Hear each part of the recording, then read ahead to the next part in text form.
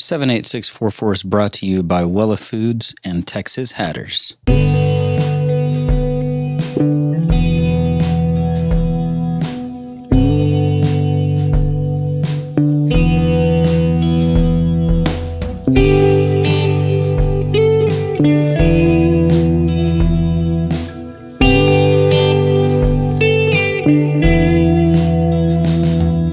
We've lined up an exciting episode for you featuring interviews with local artists, business owners shaping our town's identity, and fantastic musicians like Easy Band and Hayden Pedigo, who have recently graced Lockhart with their presence. I'm Stephen Collins, and this is 78644.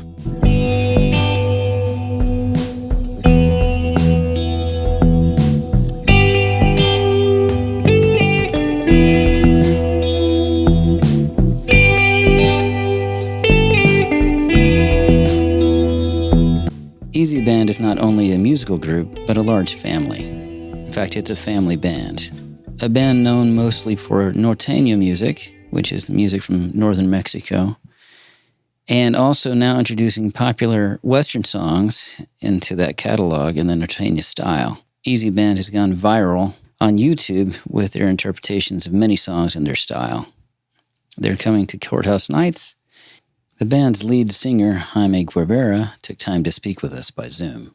Well, my dad had a norteño band growing up, so that's kind of how I started with music. He had a band with an uncle of mine, two uncles of mine, and another guy that was playing bass. I can't even remember who he was. But they started the band, and so I grew up listening to norteño and playing, or not playing, but like seeing them play. And then eventually, obviously, I got into playing accordion, drums, bass, and other stuff, and I got into it. As this was happening, I was also obviously growing here in the States, listening to pop music and music that was popular. And then at a certain point, I just kind of, mixed them together in my head somehow. And I grew up and I joined, well, I've always been in the band, but once I was a little bit older, I kind of had this idea of like merging the songs into norteño, like a pop song or something. And my dad wasn't so thrilled about it at first, obviously, because he was more, traditional norteño and whatnot. But he noticed, the crowd was, starting to kind of respond to it. So we started doing this, man, I don't know, 2011 or something like that. But it never really took up until about 3 years ago, I think. It's when it really took off. With the audience being wide through social media, is that kind of what happened a little bit? What was the difference, we think? I think what happened was that a lot of the generation that grew up just like I did, to where you were listening to the norteño songs that your parents were listening to, but at the same time you were also listening to us on the radio. I think that generation grew up, and now it's able to pay a ticket to go see us live, and they love it because they listen to that, and then also other cultures as well. And with, like you said, the internet has just kind of made everything so available that people are listening to things that you wouldn't like 10 years ago, and Yeah. so not only are we reaching the folks that are Mexican American, that are obviously grew up with both of the sides of music, but we're also reaching other people that have never been exposed to norteño music, and they love it. Yeah. Can you tell us, or tell our audience what norteño music is? Norteño music, it comes from the northern part of Mexico, and it became big in the northern part of Mexico, and it has its roots. I don't know if it's German or Italian, where they use accordions to play polkas and stuff like that. So that's kind of where the accordion comes in. And then back in the day, when it was just and then we play with the bajo sexto as well, which is a 12-string guitar. Well, in my case, it's a 5-string guitar, because the 12-string guitar kind of got outdated a little bit. So now we use a 5-string guitar, and that's what is norteño music, the bajo sexto and the accordion. And back in the day, people would just play with the bajo sexto and the accordion, and the guy playing the bajo sexto would bass. We used the lower notes to use it as a bass, basically, and it was just the accordion and the bajo sexto. Years later, they incorporated the bass, and then they incorporated the drums, and it just kind of became norteño. And then with you getting in the band, and then because your father had the band, and then you came up and kind of joined it as you got older. Is that correct? Yeah, so as we were growing up, was as I was growing up, my uncle I ended up leaving the band. He was the one playing the drums. So my dad's like, "Hey, you want to play drums? I see you're, sitting on there and hitting them, and you kind of have the notion of, playing or whatever." So I started playing drums, and then the bass player got out for whatever reason, and then we found another drummer, and I started playing the bass in the band. So I kind of moved along the band as I was growing up, eventually getting to the point where I was singing and playing the bajo sexto up front. But 2011, I think the first song that I really, really like did was what's it called? It was a Bruno Mars song, the Lazy song, and I brought the idea up to my brother, which he plays accordion in the band too. I told him, I have this idea of doing this song in a norteño cumbia. That was the first time I did a song like that, and we played it live once or twice, and we did get kind of a reaction, but I don't know if maybe around that time people weren't ready for it, but it never really took off after that. And I continued to do this for up until about, I think it was 2021 or 20. I can't remember exactly the year. I did a cover of Adele "Easy on Me," and that's the song that kind of blew up on the internet, and And you and did I just it, kind of took you it. put that on TikTok, right? Or something like that? Is that? Yeah, so around that time, TikTok was starting to kind of become a thing, and I used to hate TikTok when it started because I thought it was the dancing app that kids go on and or whatever. But I uploaded that video and it went viral, and it just took off from there. People started following us on YouTube TikTok is a great platform to kind of build your audience, and that's kind of what I learned with that song in particular. You started incorporating other covers as well, right? Right. So as soon as I realized that that was kind of hitting off, I did that song, the full song, and I released it on YouTube. And I just continued to do little snippets of songs that I thought, might do okay in social media. And if they went viral, then I would do the entire song. And that's kind of what I'm doing at the moment too. So I would do like a minute and a half of the song. And if it does well on social media, if it hits 1 million or something, I'll do the whole song. That's fantastic. And it's always good when you can say, well, I'm gonna try this out, and if it hits 1 million people, then I know I'm doing something good. I'm sure if somebody that's never been exposed to norteño music listens to a traditional norteño song, and it probably wouldn't hit a nerve or anything, but then they hear a Cure song that they love back Right. in the day, and they hear it in a different style, in a different form. And Yeah. it takes one song to catch somebody. And then Yeah. if they like that one song, then they just kind of go on a watching spree. That's what a lot of people tell me. I catch one of the songs that I love, and then I find myself an hour deep going through all the videos, listening to all of them. Well, I know you're coming into Lockhart to do our Courthouse Nights show, which is a fun show on the square, and we're looking forward to having Easy Band there and hearing you guys do your thing live. It's gonna be fantastic. Yeah, we're very excited to go to Lockhart, which is a little close to Austin too. I've had a lot of people asking me from Austin, when are we going to go play there? So it's a great time for people that are close, not just in Lockhart, but people that are like close to Lockhart, which I believe is San Antonio and Austin. They can also hit us up and watch us play live as well. We're actually going to be releasing which is funny because we're going to be releasing the album the same day that we're going to be in Lockhart, May 17. We have our second album coming up. It's called Making Norteño Volume 2.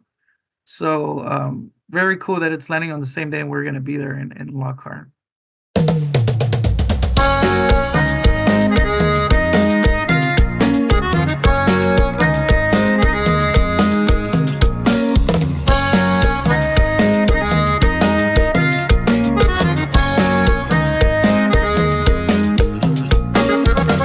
We're no strangers to love. You know the rules, and so do I. A full commitment's what I'm thinking of. You wouldn't get this from any other guy. Solo quiero decirte que siento. Tengo que hacerte entender. Never gonna give you up. Never gonna let you down. Never gonna run around and desert you. Never gonna make you cry. Never gonna say goodbye. Never gonna tell a lie and hurt you. Nos conocemos hace tiempo.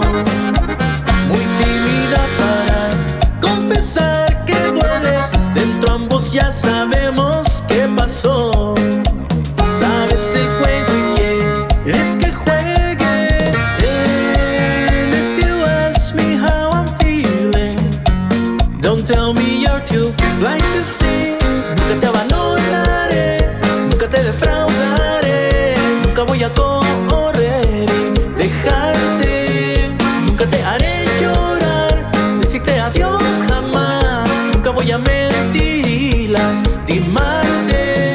Never gonna give you up, never gonna let you down, never gonna run around and desert you. Never gonna make you cry, never gonna say goodbye, never gonna tell a lie and hurt you.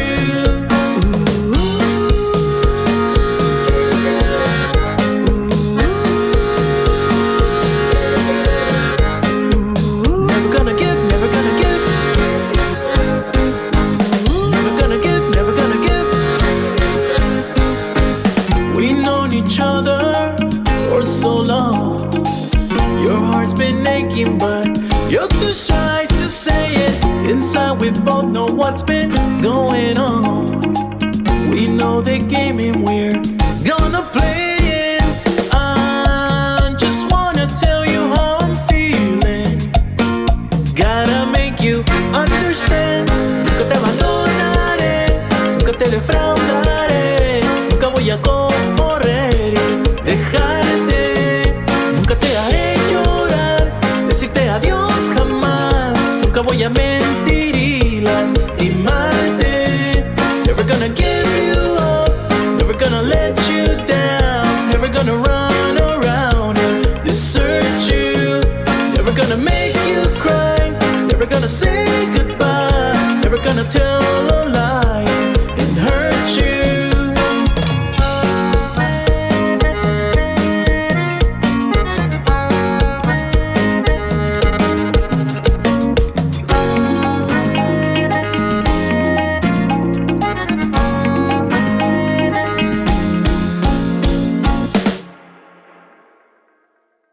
Mr. Sean, also known as Sean Kohler, is a certified Music Together instructor at the Lockhart Montessori School. He'll be showcasing his talents during their annual fundraising event, the L.M.S. FieldFest, scheduled for May 18th from 6 to 9 p.m. For more details and ticket purchases, visit the events page at the lmsboosterclub.org. You know, my music career involved usually starting a set between 10 p.m. and 1 in the morning, finishing loading back into a rehearsal space at about 3 a.m. and waking up after a few hours of sleep to go do my day job. And the few times I would have a gig in the morning with a band, it was a little rough.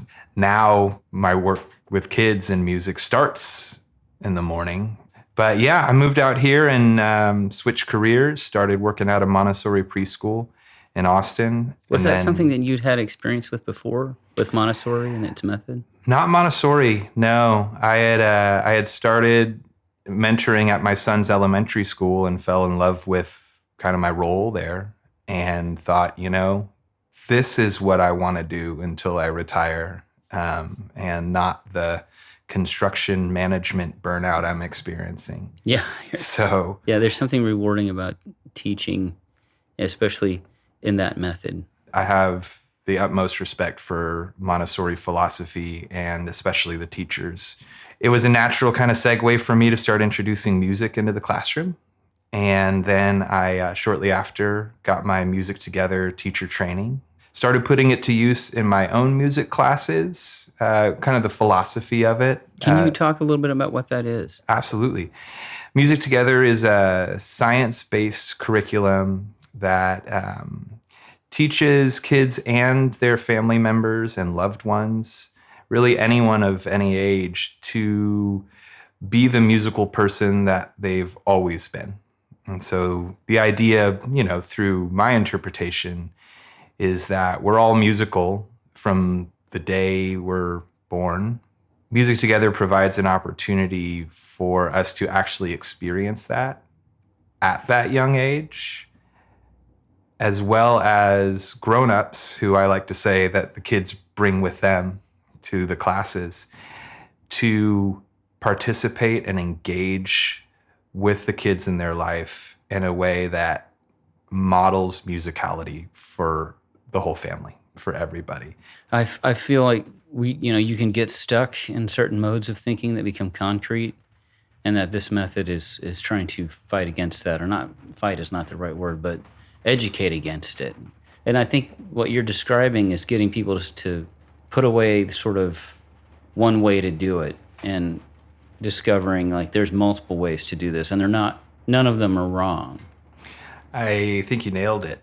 With all respect to musical standards, sometimes I feel like they set a certain bar that makes us feel like we are or are not something. In my opinion, we're all musical, we're all creative, we're all problem solvers. It's just how humans are. And so to start off a philosophy in life with that is... It's really freeing. That's it. It's the ultimate way to just approach the world like, oh, I can.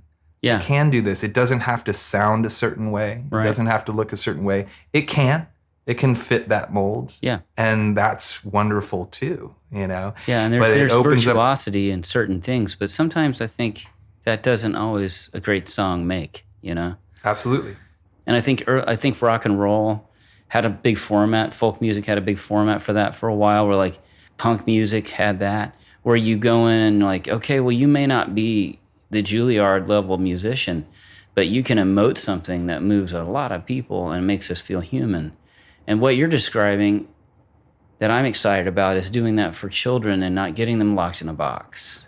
It doesn't have to turn out a certain way. And one of my favorite things to tell kids that I teach, because I also teach private lessons, is it's okay if music sounds messy, because there's no mess to clean up.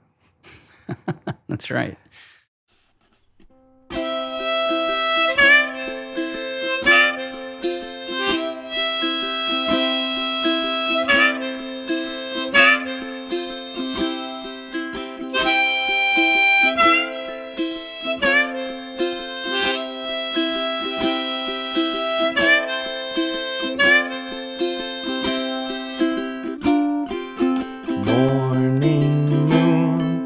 Shining bright, why are you out in the daylight? Did you forget to go to bed when the sun peeked out its head? Morning moon, morning moon, morning moon, morning moon.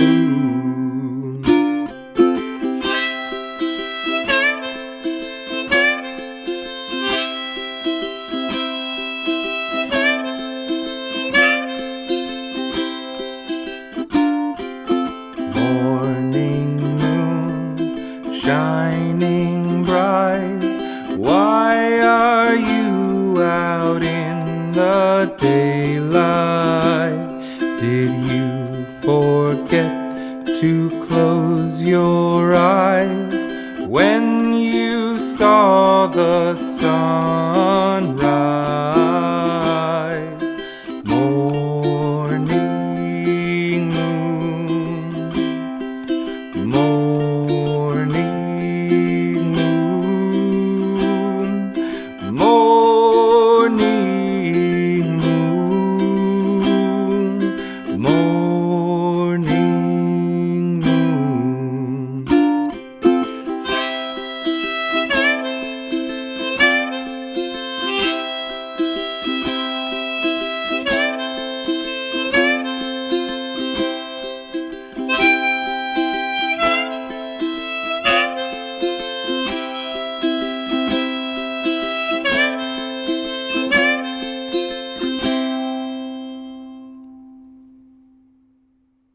Or to learn more or hire Mr. Sean, you can check him out at mrseanmusic.com. That's MrSeanSmusic.com. FieldFest.com.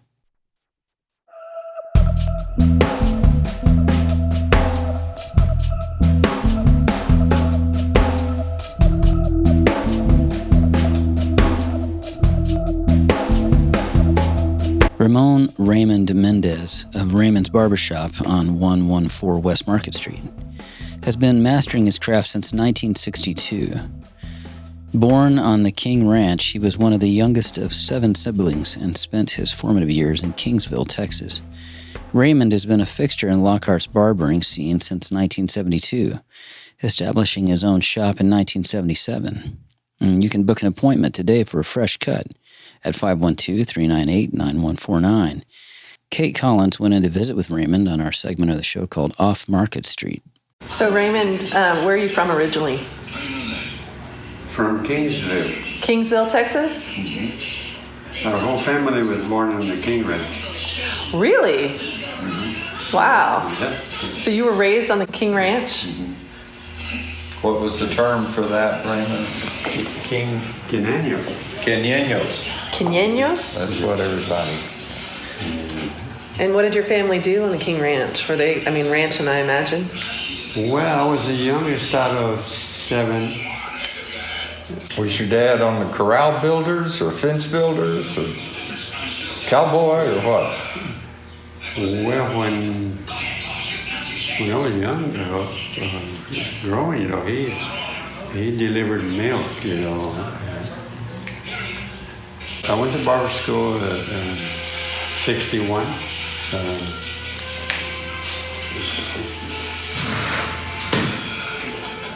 Oh, wow. When I took the test, and this is when I was 14 years old. This fellow right here became a senator. That's Carlos Turan. He and I went to school together because he was just a little older than I was. I was in Kingsville. We were both softball fast pitch. Mm-hmm. He played with one league and I played with another. He became a senator and I became a barber. So it says, according to your homeroom teacher, you were studious, you made above average in all subjects, attentive, serious, clean, and neat. And you show excellent leadership both in the classroom and on the playground. Yeah. Wow, Raymond, I had no idea. Yeah, I played every single sport that we had, And you won 264 votes out of 307 votes to be the new president. Wow. What's your favorite part of cutting hair? Everything. Everything. Visit with people, meet people. It's Make people look sharp. yes. He is 90 years old, but I made him look.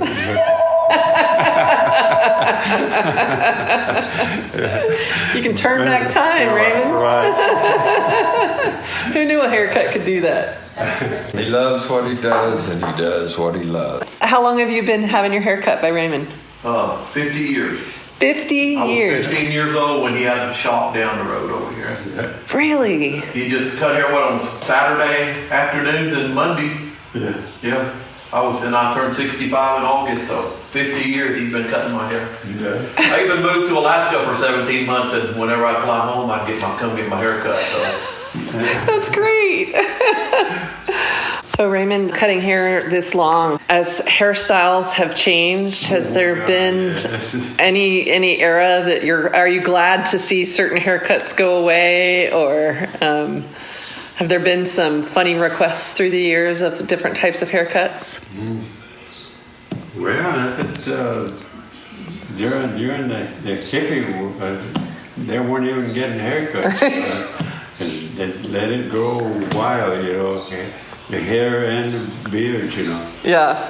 But luckily, police officers and the cadets, they kept me going, No mohawks? I did that to a girl. What is that story?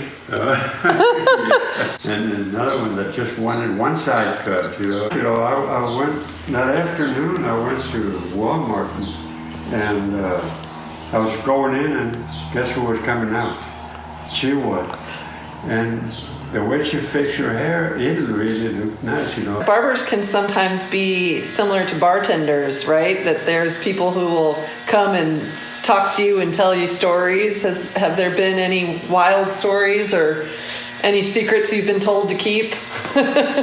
Oh, stories, yes. Because when I first started, you know, I had a lot of older people, you know, had been coming here with the other barber, you know. And one of them said that there was a drunk here in Lockhart on the other side of the square. He shot at the clock, and I think it's still a hole, you know, a bullet hole in that, because the clock at the courthouse is 4. Yeah, I think it's on each corner. I think. Yeah. There's a bullet hole. Yeah. and then he said that there was there used to be a space heater there. He had a customer that the sheriff had been after him, you know, and he refused to go with him, you know. He says in 5 seconds he was laid him in the. He was laying on the floor, you know. Oh, wow. But there was this sheriff, you know, they call him Little Jesus. They called the sheriff Little Jesus? Yeah. Why? Well, I don't know. He just said maybe he was pretty mean, you know. Yeah. They were afraid of him, you know. That was a good haircut. No, thank you. Keep the change. Would you? I appreciate it. Hasta luego.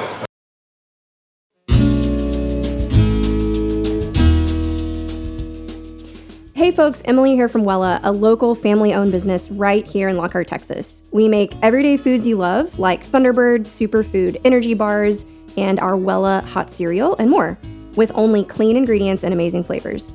You can find us at H-E-B, Central Market, Whole Foods, Good Things on the Lockhart Square, as well as thunderbirdbar.com, wellafoods.com, and Amazon.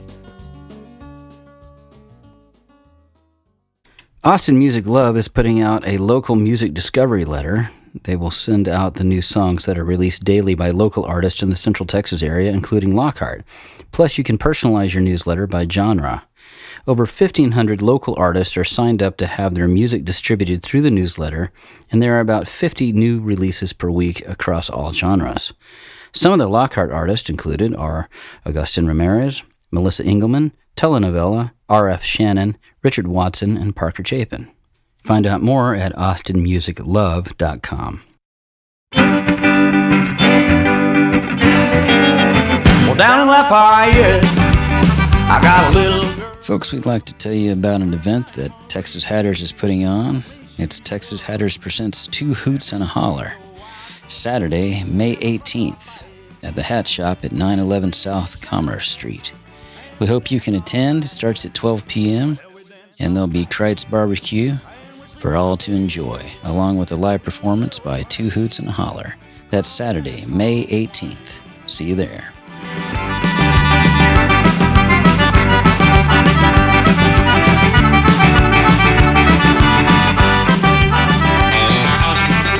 Just a quick reminder that our lineup is regularly featured on our Instagram page and in our daily stories called The Roundup.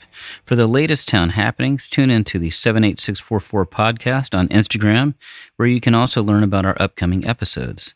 We also want to introduce you to our 78644 Friends program. 78644 Friends are passionate supporters who believe in more than just attending shows. They're all about ensuring musicians can thrive. By contributing $5 or more each month, you directly are supporting the artists who have graced our podcast. Yes, you heard that correctly. 100% of your donation goes to the musicians. Supporting your favorite musicians is as easy as subscribing for $5 or more per month at 78644podcast.com. As a thank you, you will gain access to the exclusive 78644 hangs we have every month with exciting perks. This month's details are on the way, so keep an eye on your email if you're a subscriber. And that's not all. Subscribers get a special link to a password-protected playlist featuring all the original music from our show, including unreleased tracks from Troubadour Image and Sound and other artists. It's your exclusive music hub. Don't miss out on the fun. Sign up today and secure your spot on the invite list and support the amazing musicians who make our podcast special. And always remember to tip the band. Your contribution truly changes lives. This is local songwriter Charlie Ramsey, and my pick for a local track is Don't Give Up the Ship, off John Austin Miller's new album, Dust in the Attic. Both new to Lockhart, John Austin Miller and I met at Lockhart Arts and Crafts at an open mic there. We both were recently releasing new music in a new town, which can be daunting. Upon listening, I was immediately drawn to the haunting track, Don't Give Up the Ship. I like the musicality of it and the theme of brotherhood. You can tell there is sort of a history and personal meaning behind this song, which just makes it all that more special.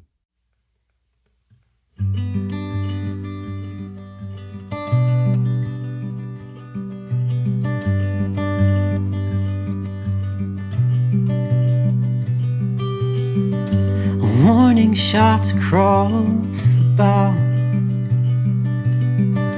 We've been discovered here and I've no idea how. And I hate to say it, Captain, but I think that we're going down.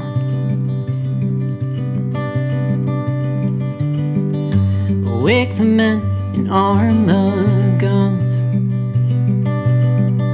the officers and crew, we're gonna need everyone. And tell them that they can sleep once this is all over and done. So ram the powder and the shot, and hold nothing back. We'll give them everything we've got. And if we go down together as brothers in arms.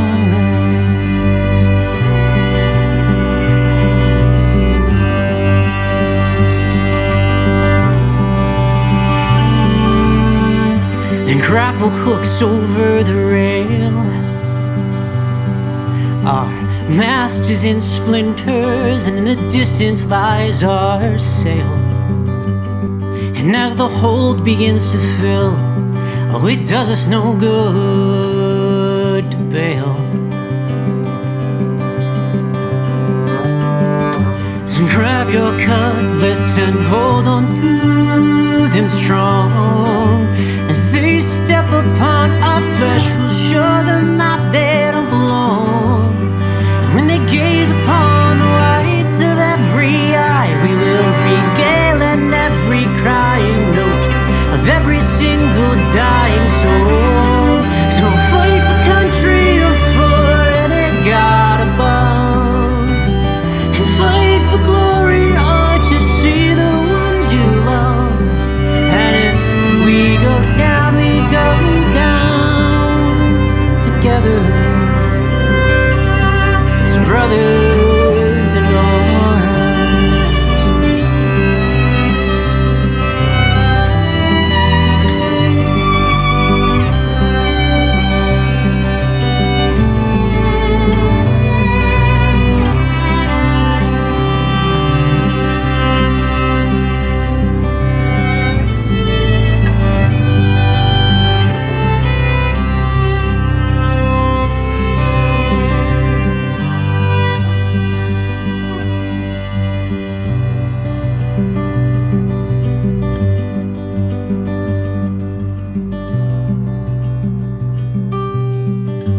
Captain, I think that we're through.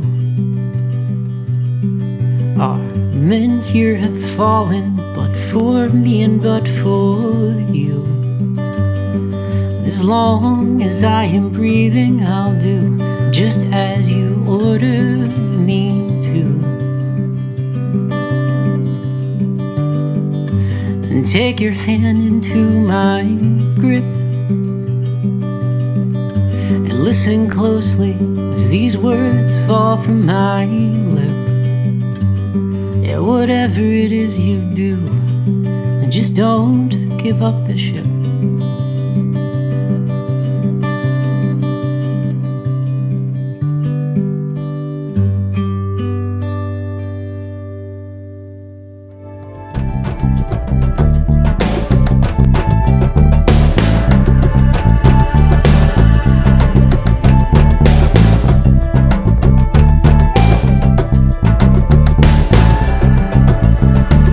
Amy Jones is a talented visual artist and specializes in mixed media and fine art photography. With a passion that ignited at the tender age of 4, she has been honing her craft ever since. And in 2021, Amy initiated Free Art Friday, a delightful endeavor aimed at bolstering local businesses and artists, all the while spreading joy through art. Amy Jones, thanks for taking time to come in and visit with us about what you're up to, which is I've got my you're working on a little script here, which is cool because it'll tell us what you're doing. What do we call it? It's like secret art. Is that what it is? It's like a scavenger hunt. I consider it like a community scavenger hunt, and it's a way for not only for artists to share a little bit of their art. You know, as artists, we make things and we want people to enjoy it. And I think a lot of times as artists, we're making a whole bunch of things and most of it doesn't get shared. Yeah. And so I find I like to share things that I might not normally share. And it inspires me to create things that I might not normally share. And so it's just a way for local artists and other artists too, that are visiting from town, to share a little bit of their creations and to also encourage people to come out, patron local businesses, have some fun in the town. We do it on First Fridays because most of the businesses are staying open late. A lot of people are out there doing extra stuff and having lots of fun. And it's just a way to get people and get adults to playing a little bit of a game, having a little bit of extra fun and getting together with the community and getting to know each other also, I think is really neat. It started way back in March of 2021. And I dropped my very first piece of Free Art Friday as an artist only. And it was a spiral wall creation, like a sculptural wall hanging. And I left it outside of Sunflower and Friends.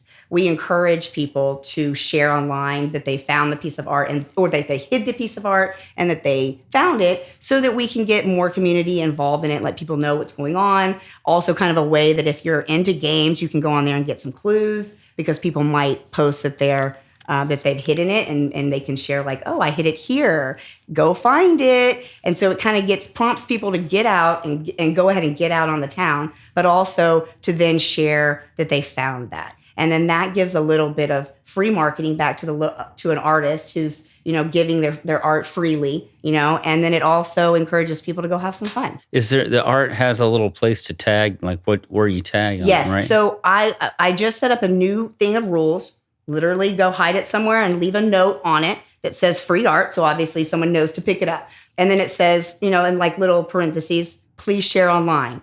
In my rules, I've encouraged people to tag themselves, then to also tag Free Art Friday. And then if you go there, you can see a super simple list of rules. Make some art, put a note on it, hide it anywhere in downtown Lockhart. The game is really on First Fridays because there's a lot of people out there. Anytime between 5 and 8. I also encourage people to not hide it in too hard of locations. And if you want it to be really like a hard thing to find, then you might want to post some clues. There was an awesome artist. Her name was Olivia. I was going to say what her name was. Olivia Raines. And she is exceptional. And she had a print of a David Bowie inspired it was like a skull with like a star on it. It was beautiful. And it was one that I actually wanted to find. No one ever found it. No one ever posted about it, which is not unusual. But about a month later, I was sitting over at Loop and Lil's and eating with my family. And I happened to look over and saw something in the corner of my eyes and did a double take. And it was that print hidden on a shelf high where nobody in their right mind would ever find it. And I went, hey, John, that's that print. That's that Bowie print that I wanted. Well, our waitress saw him get this print. And she comes over and she goes, I saw you get that print. I wanted that print. And I went, well, then why didn't you take get it? the print? Why'd you leave it there? And she was like, I don't know. I just kept forgetting about it. And I went, well, you can have the print. Here. And she, no. You found it and it's yours. And I said, okay. I'm not going to argue. I'm not going to argue. And it's on my wall today. But so I encourage people, hide it somewhere where people will find it. Otherwise, what is the fun? Yeah, and if you find it, you might want to go ahead and take it. Take it. Do not leave it there. That's the other one. Yep. Don't leave it. That's Take it great. home with you, or someone else is going to find it. But I think the ultimate idea that it's just a community scavenger hunt, that's what it is. You don't have to share online. That's not the point. But I think it's an added bonus to the artist. Is it one piece of art or is it several? As much as you want. You can do whatever you want. Photo prints. I've done all kinds of art, from sculpture to jewelry to prints to bookmarks, randomness, all kinds of stuff. Anything that you make. My husband is actually a musician, and he drops free QR codes for a download of a music mix that he's made. That's a cool idea, yeah. Yeah, just a way for someone to have like some free music that, they might not have had, and a way for him to share his beats that he doesn't usually get to. Like, we encourage it's fun for the locals, but it's also really neat for anyone who's visiting. If there's newcomers to town and they find something, or they want to drop something off for somebody else to find, that's also really cool too. Because then we could we could be spreading the love out into other towns in Texas. Well, thank you so much. This is cool. I can't wait for people to hear and get started. And if they didn't know, they can participate. So sure. And this is also for adults and for kids, right? Yes. My daughter has drawn many things. She started making her own prints and really getting into it. So now we have a box of things for her to also share. And that has been really cool too, because kids are really like some of the most exceptional artists. Because they haven't given up on themselves. They haven't, told themselves that they couldn't do it. So they just do everything. Highly encourage the kids to be part of this. Yes. That's right. And if you have convinced yourself that you cannot do it, that's not true. You can do it. You can do it. For updates and to join in the fun, follow Free Art Friday on Instagram at Free Art Friday Lockhart.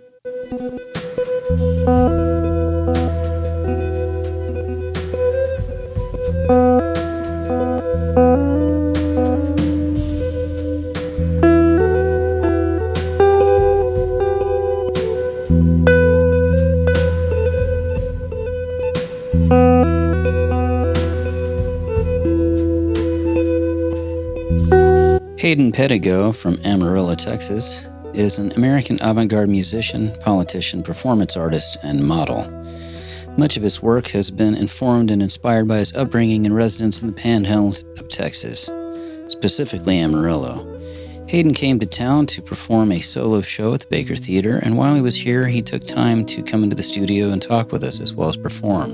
We had a very unique conversation about perspective and art and his philosophy of music, and it was a pleasure to talk to him. Hayden, thanks for taking time to come in to do this. I appreciate you doing it. Absolutely stoked to be here. Yeah, it's a fellow Texan, but you said the drive was long. You just came in from Amarillo. Yeah. Which is longer than you anticipated, I guess. It's always longer than anticipated, every single time. Every time. That's 7 hours, like 40 minutes, and kind of blows my mind. Texas still is mind-blowing to me, and it's the only place I've ever lived. And Amarillo for most of it, right? Yeah, I've only lived in Amarillo and Lubbock. Those are the only places I've ever lived. I had first encountered you playing jokes on people, I think. I think that's what you would describe it. I couldn't tell at first, you did it so well. Yeah. What would you call it? Like, I would describe what I've done. Some things I've done in the past as pranks. Like I definitely have like a slight prankster spirit. Some people would say it's trollish, but I say prankster. Good-natured pranking. And growing up in Amarillo, it was kind of easy to do that because Amarillo has a certain way of doing things that it's pretty easy to go against the grain there. So it's easy to kind of provoke and get attention in a place like Amarillo, and I kind of enjoyed that dynamic. Well, there was an aesthetic to it, and it started with running for city council, and I couldn't tell if you were serious or not. Yeah, that's where it kind of all began for me. And it was through a phone app. I downloaded some VHS emulator app on an iPhone in 2018, and as a joke, me and a friend of mine went to a park and had this idea to make a fake city council campaign announcement video, and I got a cheap suit at Goodwill And we grabbed a folding chair, a tape measure, and went to the park with no idea of what the video would be. So I started improvising this stuff where I was throwing a metal folding chair, I was measuring this water canal, and just doing a bunch of dumb stuff. At the end of the video, I walk up to the camera in the suit and put my foot up on the chair, and I'm like, my name is Hayden Pittigo. I'm running for Amarillo City Council Place 2. And I say, a lot of local business owners out here are straight up getting bonked. And it was an improvised line that I just came up with in the moment. And we had to film 50 takes because I kept laughing every time I said it because it was so dumb. I don't know what it meant. I said straight up getting bonked, which it felt like like a soft, vulgar word or something. It feels vulgar. Yes. But we just came up with it. in a great way. Yeah, we came up with it, and I posted it on my Facebook the next day, and it started to get a lot of traction. The local news posted an article saying area man announces run for Amarillo City Council. We kind of laughed. We were like, oh, they think it's real. That's funny. This was a joke. And I love that that's the title. What was the title? Area man announces. It didn't say my name. I was just area man. And people thought it was funny, and they're sharing it on Facebook. And I thought that was it. But then a few weeks went by, and I was like, I'm from Amarillo. I'm a young person from here. A lot of my friends are leaving this place because it's not an easy place to stay. And I actually do have a lot of problems with how Amarillo is ran city government-wise. And I was like, maybe I could actually do this if I take it seriously. And it turned into an actual city council run. And this goes into a bigger theme in my life that it's a frequent thing in my life that something I start off as a joke ends up being a real thing I do. Like I walked in a fashion show because I made an Instagram post, a fake Instagram post claiming I was working with Gucci. It was very satiric. I was like, I'm proud to be working with Gucci. And it was like a trollish, very prank post. And I tagged Gucci in all of these posts claiming I was working with them. Then I claimed they were suing me for copyright infringement. I love this. And it turned into a whole bit. And then I ended up walking in Gucci's 100th anniversary fashion show in Los Angeles because of this bit. So it's been kind of a whole thing in my life is like things that I start off as a joke become real things I end up doing. So it's kind of my MO is I'm a big fan of the idea of just because you joke around with something doesn't mean that it won't become something real. And it's like an issue of believing in yourself. And you can do a lot of things you don't think are possible if you just, and also it's this fine line between I can be ironic and comical and silly, but I'm also a real person who has real beliefs and things I feel. And it's finding this fine line between irony and sincerity, and that you'll see in my music. If you look at my album covers and things like that are very funny looking. It's like this car crash of irony and sincerity, just kind of a mangled mess where you can't really pull them apart from each other. Right. I'm a big fan of that. That's the thing that I kept being fascinated by, because I thought I could tell, like with the work you were doing with the videos and stuff. Mm-hmm. But then I was like, I think this is a joke. But then you really ran. I'm like, no, it's not a joke, And I'm looking at it from the outside, Yeah. And so then I remember they painted this mural of you, mm-hmm. And it was like a comic. I don't want to say, for those who haven't seen it, it was this big mural of Hayden. And it was kind of in this propaganda kind of way, like almost like a Che Guevara kind of thing. Yeah, and it's not for sale. Yeah. Because I didn't take donations when I ran for city council. I did an actual campaign, but I didn't take a single dollar. It was a no donation campaign. And 4 people ran for the spot I was running for, and out of the 4, I came in second. Wow. Which is pretty wild. That's right. I spent nothing. I didn't take donations, didn't spend any money, and it was just purely through social media. Yeah. So, and it was also an interesting time too when I ran for city council because I had a documentary crew from Los Angeles who followed me the entire race and filmed the whole thing. And I was 24 and 25 when we filmed it. And it was an incredibly uncomfortable, awkward, painful experience. Going through that, running for city council was hard enough, but everywhere I went, I had to be wearing a mic, and there was a camera crew filming me. It's like being on a reality TV show or something. Yeah, it basically was. And I would have to walk into the city hall to go file to be on the ballot, and a camera crew is following me. And immediately the vibe from everyone in Amarillo was skepticism, like, why is this guy with a camera crew? Right, is he making a Spinal Tap mockumentary type thing? And a big part of my campaign was I went to every single forum and I was invited to. That's the thing in Amarillo is forums are open invite to all candidates. So because of that, I would go to the League of Women Voters forum, the Amarillo Tea Party forum, like any forum I was invited to. And the camera crew went with you. They went with me everywhere. So it was kind of an interesting experience because my whole thing was go to every single forum you're invited to and answer questions. And it was like being put through the ringer every night because it was kind of trial by fire. To me, the strongest thing about the documentary is the fact that you see me embarrass myself multiple times because I'm inexperienced. And I appreciated that they left a lot of that in because I felt like it was important to convey that truth. That was a 24-year-old kid with no experience running for public office, and I don't really have a lot of guidance. So you see me stumble through it and try my best and try to learn, and I have hopes of maybe I can win, maybe I can do this. And at the end, you see how it doesn't work out. I don't win. You see my hopes crushed. Yeah, that's been a common theme in my life, is things that start out from a point of comedy and irony turn into something very literal, personal, and sincere. And that can be kind of weird because it's like, I feel like it gets me in an odd spot sometimes because it's trying to convince people, no, I'm serious. Because I think people before, even with my music, they'll look at the album cover and think it's like a gag or something silly. I'm like, no, put the record on. Like, it's very serious. There's no pranks on this. It's not like I'm not messing with you. I'm dead serious about what I'm making with my music. I've always said that I approach the guitar like Harmony Korine and I approach comedy like John Fahey. I always see the inverse of everything of where my influences come from and what inspires me in my music, because I was really inspired by directors like Harmony Korine and things like that, and his approach and that absurdist approach. But then someone like John Fahey, who was the biggest influence for me on acoustic fingerpicking music, there's this brutality in his music, this beauty in his music, comedy, irony, darkness, beauty, light. There's all of these things going on. So I was always trying to plug into that. I'm interested in some ways, playing a character and creating a world. I make music in this world, and I want people to know where I'm coming from, but at the same time be confused and trying to piece together what's the truth here. And I'm kind of saying I'm trying to find it too. I think there's a freedom in that. Yeah. You know, to assume a character.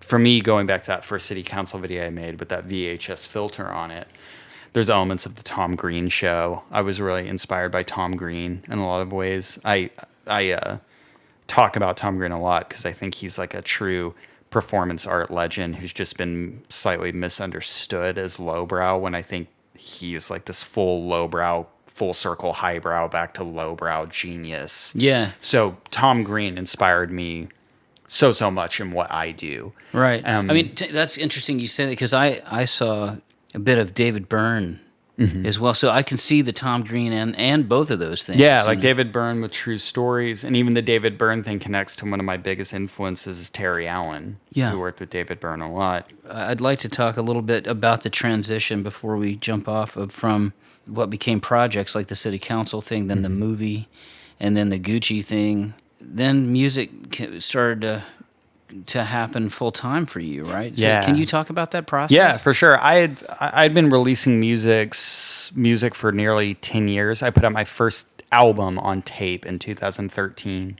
when I had just turned 18 years old. It was a small tape label based out of Austin called Marmera Records. Little homegrown tape label. A guy, Matthew Miller, I knew started. And I emailed him and was like, hey, can I put out an album with you? And I sent him just a video of me playing guitar, and he said yes. And I didn't even have an album. I pitched an album that didn't even exist. So he agreed. And in 2 months, I rushed and made an album. Wrote my first original material and rushed out a record. So I put out records during the 2010s, started on tape, and then I did vinyl releases of, American primitive fingerpicking guitar, ambient synthesizers, tape loops, all of these things. And it was relatively DIY, low-key kind of records.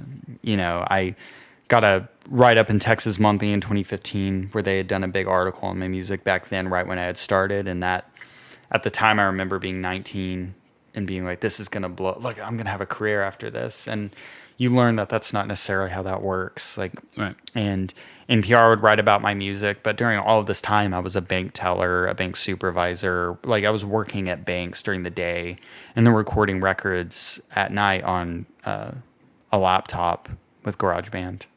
Basically, I was doing music, working a full-time job for most of those years, and then in 2020, I kind of had a crossroads moment in my life because I had moved to Lubbock, and my wife was going to grad school, and I was working at a bank. I just got another job at a bank. Something just snapped in me, and I was sitting in this cubicle at this bank, and I was like, what am I doing? Like, well, why? Like, what?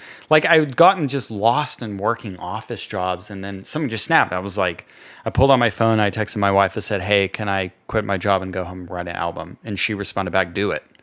So I went to my boss and I said, I'm turning in my 2 weeks notice. I got a job at somewhere else. I'm like, okay. So I went home. I wrote Letting Go. I recorded it in a friend's home studio. The first time I had never made a record in GarageBand. I was like, that's here. So okay, no GarageBand. Like, my friend had a nice home studio and I did it there. And I sent it to Mexican Summer and kind of like hassled them for a month to listen to it, and then signed my first record deal. So it just changed my life. And I left office jobs and I've been doing music full time. So it was just kind of, that was the moment everything snapped. Where I was just I can't do the bank work anymore. I had to go. No, you're not built for that, man. No, I was not built for it at all. I really appreciate you taking time to visit with us, Hayden. It's fantastic. I have one other thing I think it would be fun to do right quick. Hold on. I don't know how this is going to go, but... The oblique strategy. Let's read oblique strategies. I'm game for that. Okay. Absolutely. So I'm going to we're going to shuffle the oblique strategies. For those of you who don't know, these are written by Brian Eno, and they're creative suggestions. Each card has a question on it, so... I'm just going to ask Hayden, this is really where you can see his artistic mind in full use. Going to be disappointed. Here's one. Ask your body. What do you think that means? Ask your body? Yeah. I don't know. Maybe that goes back to the intuition thing. What does it feel like, when I look at a echo unit or something like that, look at something, you feel it, and you're like, yeah, that's it. I'm a big fan of that. That makes sense to me. Yeah, that makes sense. I like that one. A couple more here. Ask people to work against their better judgment. That's a good one too, because I feel like even with me getting in the studio and I have a certain idea of how something can be done or how something will sound, and sometimes you need someone that pushes against those instincts, and that's kind of like, well, what would happen if you didn't do that thing, or what's the opposite of that thing? And me and my wife talk about it a lot because we work on creative projects together, and we've done a lot of funny photos that I posted on my Instagram. And when I'm trying to come up with a funny idea, if I'm working on something and the idea is not working, my immediate response is, what's the most simple, stripped back version of this idea? What's the most bare bones version? So it's like removing all the parts, which I feel like that's like probably a Rick Rubin style thing too, is stripping something all the way back to the bare minimal. And a lot of times I've experienced that bare minimal thing was the right choice. Okay. Always revert back to the first take, the original idea, before you get way too deep. Or if you get too deep, go back to the initial thing, the first thing. And I've had some experiences where that was the thing, where it's like, that was the right idea. Yeah, the whole time. The simple thing. Yeah. Or the original burst, which can be hard to get to again. Well, Hayden, thank you so much for taking time, and it's been great to visit with you, and we're looking forward to the show. Well, thank you. Glad to be here, and thanks for chatting with me. You bet.